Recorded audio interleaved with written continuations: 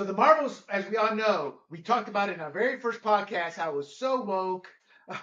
The director just blatantly making racist comments. And they think these comments actually are will bring them compassion. They don't. They just like, no, you're just a racist. As compared to previous Marvel movies, the lowest low opening weekend. There, some critics are trying to say, oh, it's because of Disney's streaming strategy that kind of predicated this low opening. And that's probably has some truth. But to break even, the movie would have had to gross 600 million. It cost nearly 300 million to make.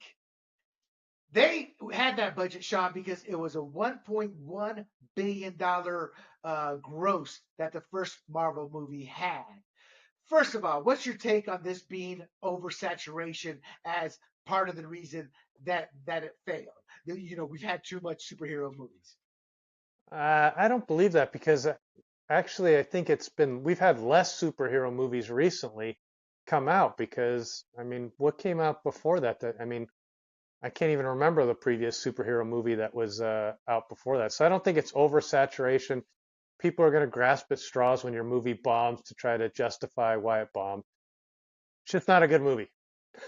Well, I've done a lot of research on this, ironically, not a lot like a college researcher would, but I studied the Blue Beetle, the Flash, Shazam, both movies, counting the Black Adam one, and the Marvels, and there's one tie-in every single one of these movies has, and it's a lot of them are like what I say on a subconscious level, but people, because we're so tribalistic, people are not picking up on it, like the flag theme in the movie we talked about previously, and that is these are woke movies, and people are now saying, I'm not going to go see it, I'm not going to support it. You're forced to go take your daughter to go see Barbie because she grew up with her daughter from a little kid and she's still a little kid. As young adults who make turn these hundreds of millions of dollars into billions, we're not going anymore. The current gross of this movie is 83 million domestically. Overseas is 120 million. This movie grossed 70 million dollars less than what The Flash made, which is seen as a colossal bust. My take is you stop making woke movies and people will come back. They're lying by saying it's a superhero theme. It's not. Have they stopped making cop buddy movies? I mean, haven't we been oversaturated with that? How many Hallmark movies do they make every year? It's not oversaturation. It's the quality of the movies. First of all, your take on the theme of this being woke. Just another string of woke movies. Well, I didn't, like I said, I didn't see it, but supposedly it is. I'm sticking with what I saw in the theater. They had the woke agenda, but it also just looked like a crappy movie. So I didn't go see The Flash because it didn't look good. I didn't even know Blue Beetle was out, so I don't know if that's any good. Bro, come on, show me some Latino love. The Blue Beetle was a Latino. What comic universe is he in? DC, Marvel, what? I don't even know. I remember Charlton Comics from when we were very little kids. From there he went to Vanguard, then eventually to DC. He's had three iterations of Blue Beetle, but you're right, he's a minor player.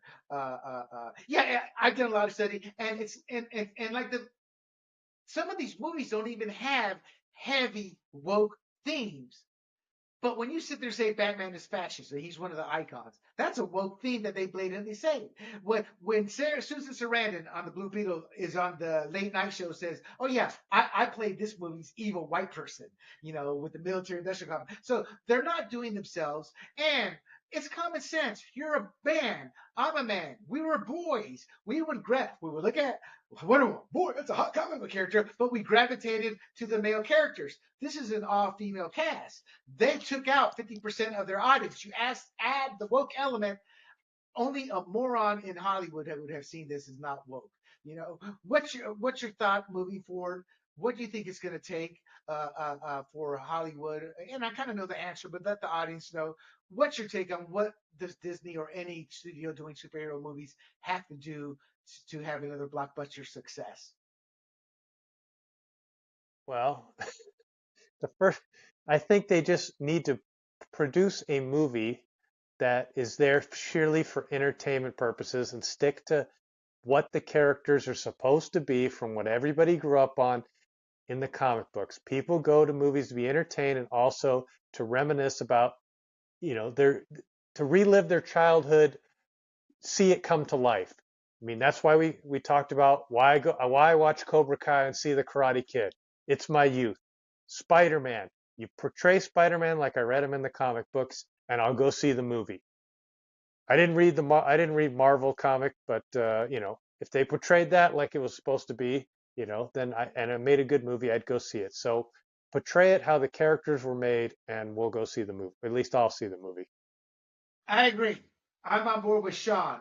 The final two comments I'll make is stop using minor characters. They're easier to use with the special effects, but the Marvel character is a convoluted character in Marvel's history. It's not a very well liked character in the comics. They've tried its own shots here and there, and it's failed with the sales. And remember your audience. Remember who your core audience is, and you'll go back to these massive blockbuster hits. I wanted to make one more point, but I completely forgot about it. But it must not be important. But just remember your audience, Disney. And remember, we're not woke, and we're showing you, yes, and it's not conservatives, it's Americans don't want crap.